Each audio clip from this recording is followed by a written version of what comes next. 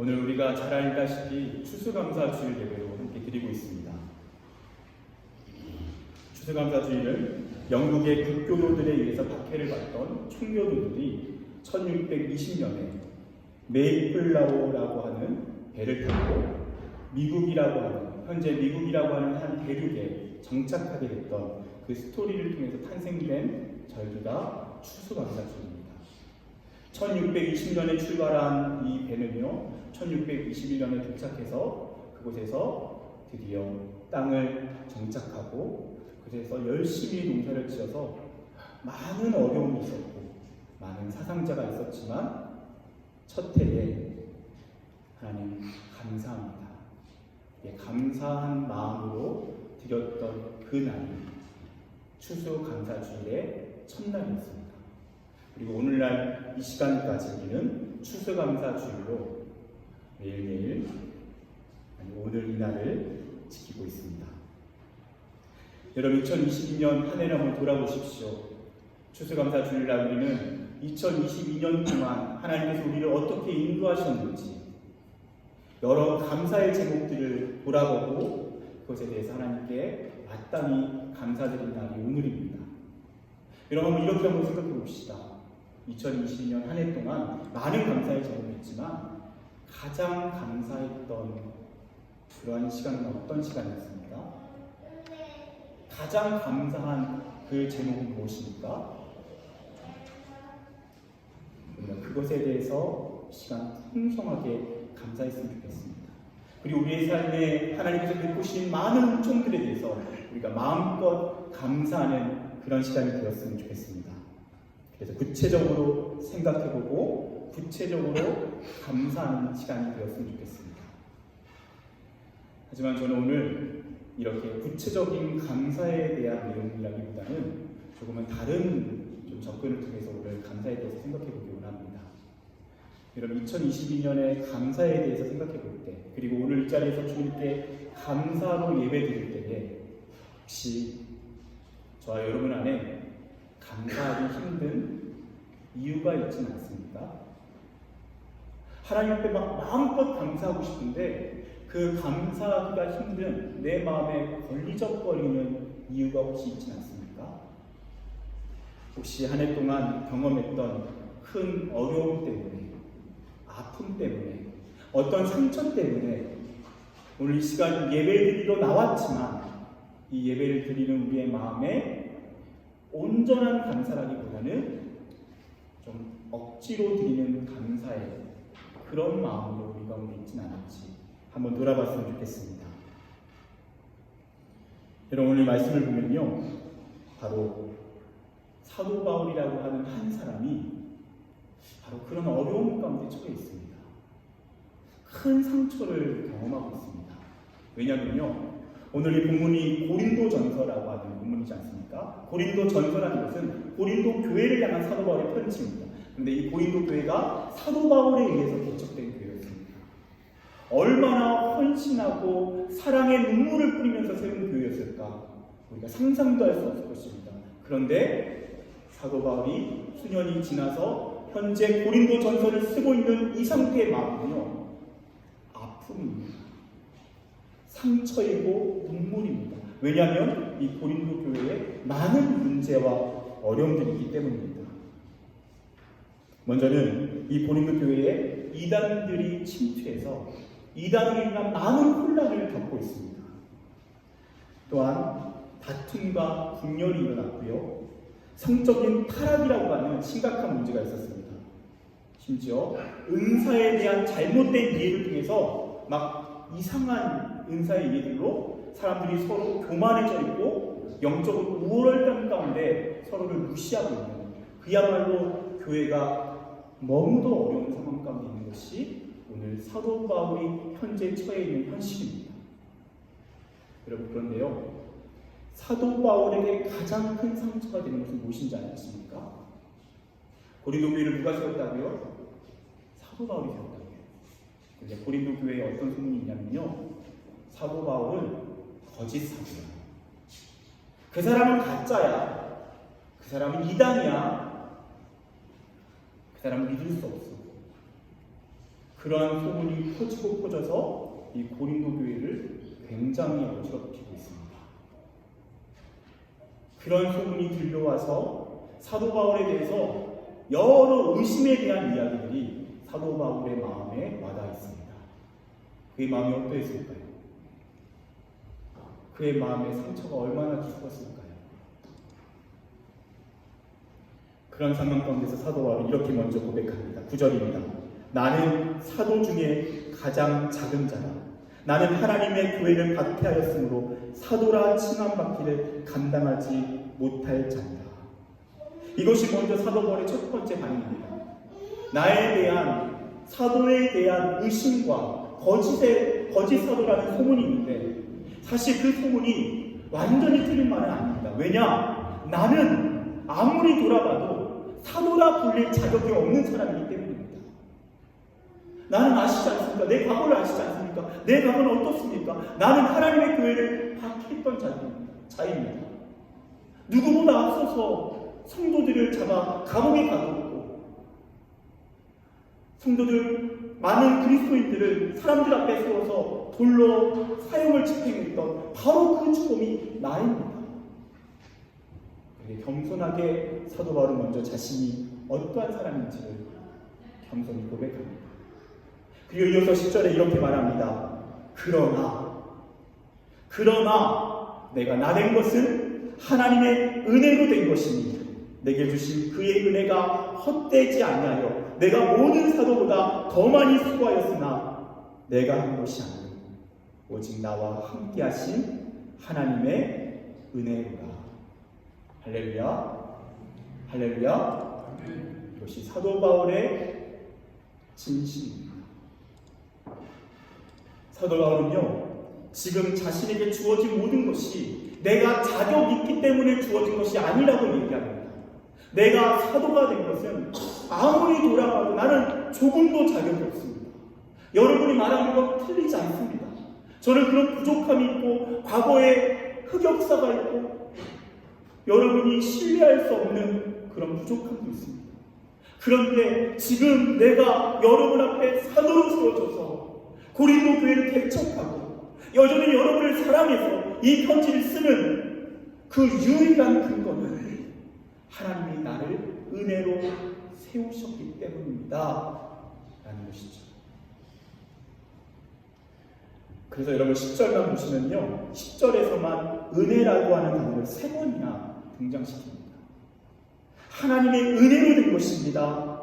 내게 주신 그 은혜가 헛되지 아니하여 오직 나와 함께 하신 하나님의 은혜로라. 사도 바울은요, 은혜에 대해서 이야기합니다. 그는 그야말로 은혜를 끊임없이 그가 썼던 많은 서신서 중에서 그 은혜에 대해서 고백하는데요. 여러분 신약 성경을 보면 이 은혜라고 하는 단어는 카리스라고 하는 단어입니다. 근데 이 카리스라고 하는 단어가요, 이 사도 바울이 썼던 서신서를 제외하고 다른 신약 성경에서는 총 55번 등장합니다. 이 카리스라는 단어가 55번 등장하는데요, 이 사도 바울이 썼던 서신서에서는요 몇 번 등장하는지 아십니까? 100번 등장합니다. 그러니까 이 사도 바울은요 그야말로 이 은혜라고 하는 단어를 남발하면서 은혜가 아니면 설명할 수 없는 그의 믿음을 고백하고 있는 것입니다. 여러분 우리는 교회 안에서 은혜라는 말을 참 자주 사용하죠. 예를 들어서 오늘 찬양이 정말 은혜로웠습니다. 이렇게 이야기를 하고요. 또 우리 서로를 바라보면서 우리 장로님 얼굴만 봬도 은혜가 됩니다.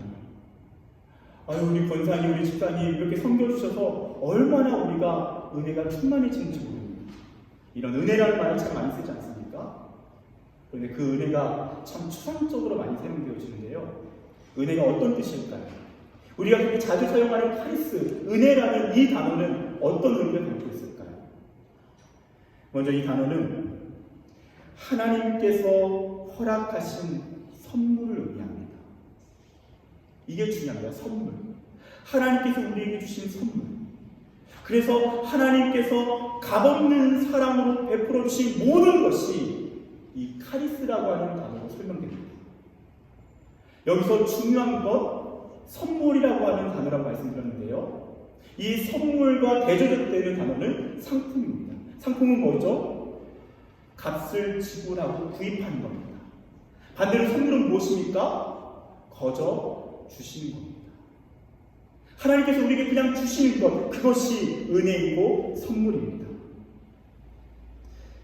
그래서 바울은요, 이 은혜라는 단어를 통해서 하나님께서 우리의 삶에 허락하신 모든 것들이 내가 잘해서가 아니라, 나의 공로가 아니라, 나의 자격 때문이 아니라, 그분이 그냥 값없이 선물로, 나는 자격이 없는데, 나는 도저히 그 선물을 받을 어떠한 근거도 없는데 그냥 주셨다라고 이야기하는 것입니다.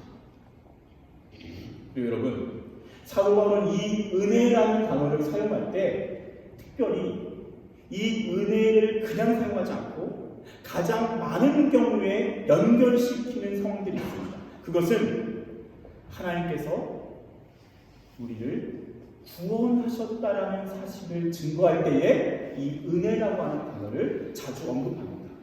그러니까 많은 경우의 은혜를 이야기할 수 있습니다. 하나님 오늘 이 물을 주셔서 감사합니다. 오늘 예배하러 올 때에 사고가 나지 않고 안전하게 올 수 있게 해주셔서 감사합니다. 오늘 이번 주에 이런 중요한 일이 있었는데 잘 치를 수 있게 해주셔서 감사합니다. 그 모든 것이 하나님의 은혜입니다. 맞습니다. 사도 바울은요, 그런 많은 은혜에 대한 설명 중에서 가장 중요하게 이 은혜에 대해서 이야기하는 주제는 바로 하나님께서 우리를 구원하셨다라는 것입니다. 그래서 우리가 잘 아는 말씀 에베소서 2장 8절에 너희는 그 은혜에 의하여 믿음으로 말미암아 구원을 받았으니 이것은 너희에게서 난 것이 아니요 하나님의 선물이라. 이렇게 우리를 구원하셨다라는 그 하나님의 놀라운 사건을 이야기할 때 그는 은혜라고 하는 단어를 가지고 계속적으로 사용하고 있는 것입니다. 여러분, 그런데요, 이 사도 바울이 분명히 앞서 언급했듯이 교회를 핍박했고 혐오했다라고 말씀드렸습니다. 그러니까 도저히는 이 하나님의 은혜를 받을 만한 어떠한 상황과 정황이 없었습니다. 왜 사도 바울은 그토록 그 하나님의 은혜에 대해서 거부하고 그 구원에 대해서 거부하고 그 하나님의 사랑에 대해서, 예수의 사랑에 대해서 거부했던 이유입니다. 왜 그랬을까요? 여러분, 오늘날도 마찬가지입니다. 사도 바울을 포함해서 많은 유대인들이 왜 예수를 메시아로 거부하는가? 그 이유의 핵심은 예수가 나무에 달려 죽었기 때문입니다. 십자가는요, 나무로 만들어졌습니다. 제가 서 있는 이곳의 뒤에 십자가가 있죠. 굳이 나무로 만든 십자가를 사용합니다. 그 이유는 나무라고 하는 소재가 상징하는 것이 굉장히 크기 때문입니다. 신명기 21장 13절에 이런 말씀이 있습니다. 들어보십시오. 나무에 달린 자는 하나님께 저주를 받았습니다. 유대인들에게요, 나무는요 저주의 상징입니다. 그러니까 나무에 달려 죽는다는 것은 그냥 죽은 것이 아니라, 그냥 자연사에 따른 것이 아니라 하나님께 저주받아서 죽은 사람이다라는 의미입니다. 그래서 실제로 예수께서 십자가에 달려 죽기 전에 십자가는요, 유대인들에게 가장 혐오스러운 것이었습니다. 왜였을까요? 십자가는 나무로 만들어졌기 때문입니다. 그래서 나무에 달려 죽는 것이기 때문입니다. 그래서 사도 바울은요, 도저히 그 예수를 인정할 수 없었습니다. 왜냐? 나무에 하나님께 저주받아 죽은 인물이기 때문에. 그런데 어떻게 됩니까? 그랬던 사도 바울이 다메섹 도상을 지나다가 그날도 그리스도인들을 잡아서 감옥에 가두기 위한 목적으로 그런 공적인 허락을 받고 다메섹 도상을 지나다가 어떻게 됩니까? 그곳에서 예수를 만납니다. 자기가 그토록 혐오하던 그 예수를 그곳에서 만나게 됩니다. 사울아 사울아 왜 너가 나를 핍박하느냐? 그 음성 앞에 주저앉아 버립니다. 주님, 당신은 누구이십니까? 나는 너가 박해하는 그 예수다. 도저히는 이해할 수 없는 그 사건 앞에 사도 바울은 깊은 좌절에 빠집니다. 혼란에 빠집니다. 그리고 눈이 먼 채로 아나니아를 만나서 그 눈이 밝혀지는 그 사건을 통해서 점점 그 신앙의 세계가 열립니다. 그리고 도대체 이 예수는 누구인지를 연구합니다. 그 중에서도 그가 가장 풀리지 않았던 문제는 나무에 달려 죽었다는 것입니다. 예수가 분명히 하나님께 저주받은 나무에 달려 죽었는데 어떻게 그가 메시아가 될 수 있는가? 도저히는 이해가 되지 않는 것입니다. 그러던 중에 그는 그 나무 십자가를 묵상하면서 결국엔 깨닫게 된 진리가 있습니다. 갈라디아서 2장 13절에 그리스도께서 우리를 위하여 저주를 받은 바 되사 율법의 저주에서 우리를 속량하셨으니 기록된 바 나무에 달린 자마다 저주 아래 있는 자라 하였습니다. 무슨 말입니까? 그가 발견한 나무의 진실은 바로 속량이라는 것입니다. 속량은 무엇이죠? 값을 지불하고 그 상대방을 사는 것입니다. 그러니까 나무라는 것은요, 예수께 나무라는 것은 저주받은 것이 맞습니다. 그런데 그 저주받은 이유는 그 예수가 저주받을 만한 잘못을 범했기 때문이 아니라 바로 다른 저주받을 인생들을 대신하여 자신이 그들을 속량하기 위하여, 그들을 구원하기 위하여, 그들을 죄의 노예에서 구원하기 위해서 값을 지불하고 산 사건, 그것이 바로 나무 십자가였다는 것입니다. 그것을 사도 바울은 발견합니다. 예수가 나를 대신하여 나무 십자가에서 저주를 받으셨구나. 그를 통해서 내 인생의 저주는 끝났구나. 십자가가 다시 보입니다. 십자가는 하나님께 저주받은 상징이었는데 맞습니다. 예수는 하나님께 저주받았습니다. 그 이유가 무엇이냐는 것입니다. 그 이유가 우리를 향한 사랑이라는 것을 발견합니다. 그리고 그 나무 십자가 앞에서 그는 철저하게 무너집니다.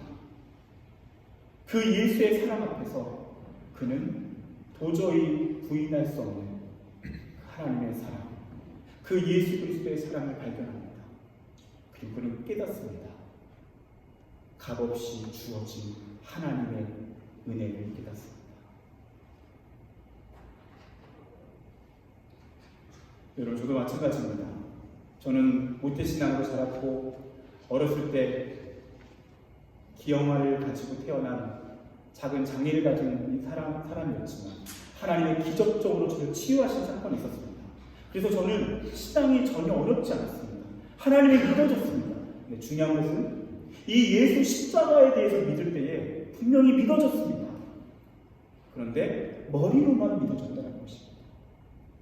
이게 별로 내 가슴에는 그렇게 큰 감동이 아니었습니다. 교리적으로 전혀 문제없이 저는 그것을 받아들였습니다. 그런데 그 십자가 사건, 그 하나님의 은혜가 내 안에는 큰 감동이 되지 못했습니다. 그렇게 흘러가는 인생 가운데 주님이 저에게 보여주신 것은 십자가였습니다. 예수 그리스도의 십자가였습니다. 그 십자가를 저에게 환상처럼 보여주시고 그리고 그 십자가 앞에서 저에게 알려주셨습니다. 나도 나를 사랑하지 않는 그런 상황 가운데서 이런 나를 사랑하셔서 그분이 십자가에 못 박혀 죽으셨다는 것입니다.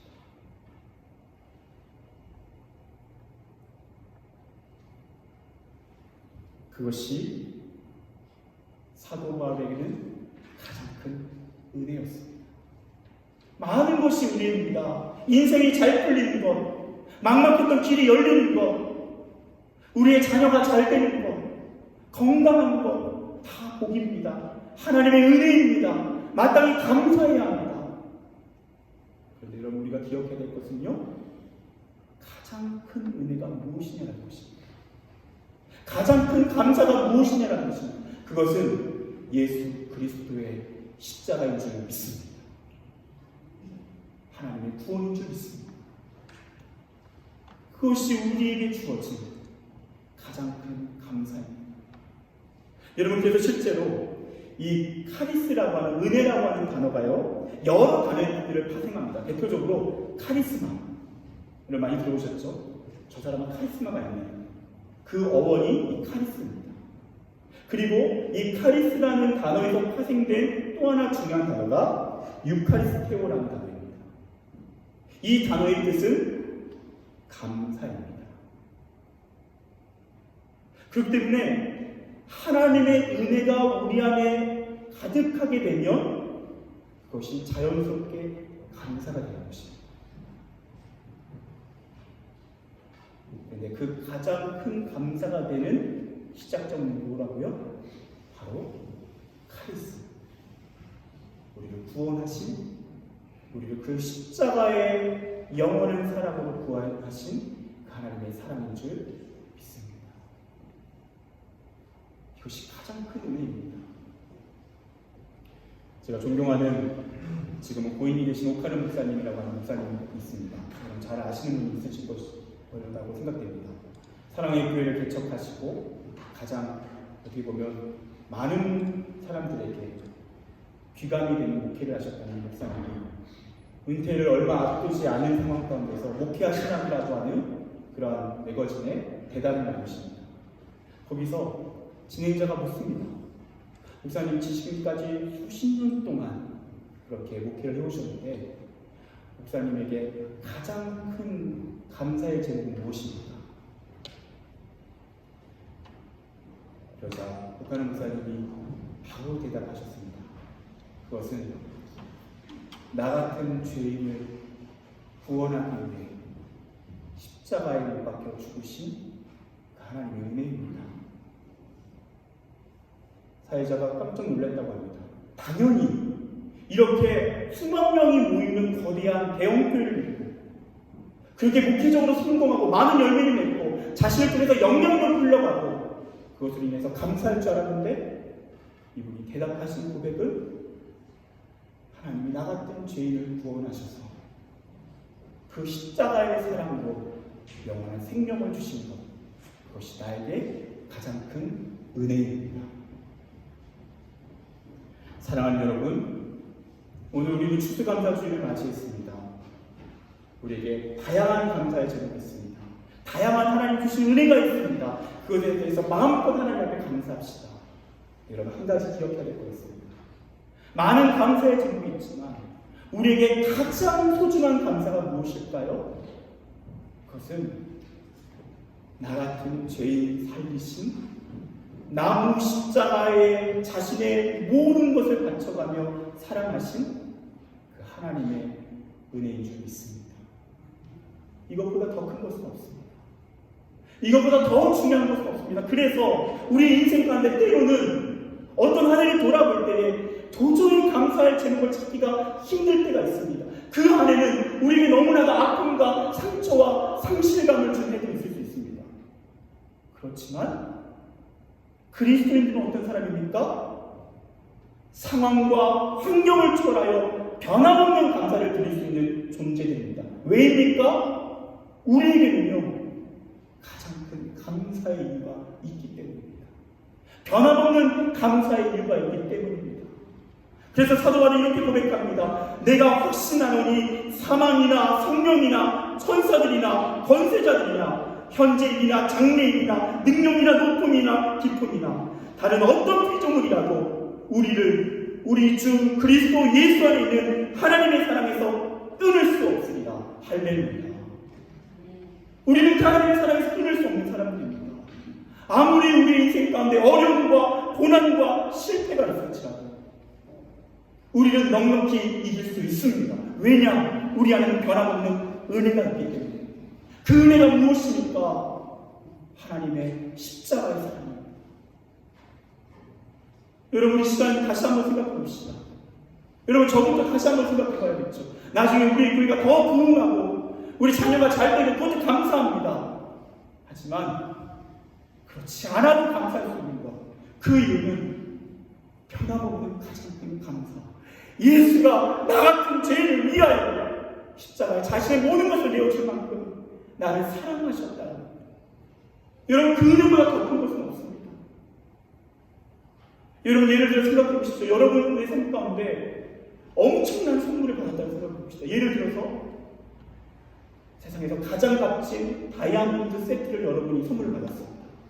그 선물을 선물로 받았을 때에 그 안에 있는 많은 것들이 소중하죠. 거기에 여러 샘플들도 아주 소중할 것입니다. 상자도 아주 고급스러울 것입니다. 그것도 참 좋죠. 하지만 가장 소중한 것은 다이아몬드죠. 그게 가장 큰 선물이죠. 여러분, 저는 그렇게 생각합니다. 우리 인생 가운데 때로는 해결되지 않은 문제가 있을 수 있습니다.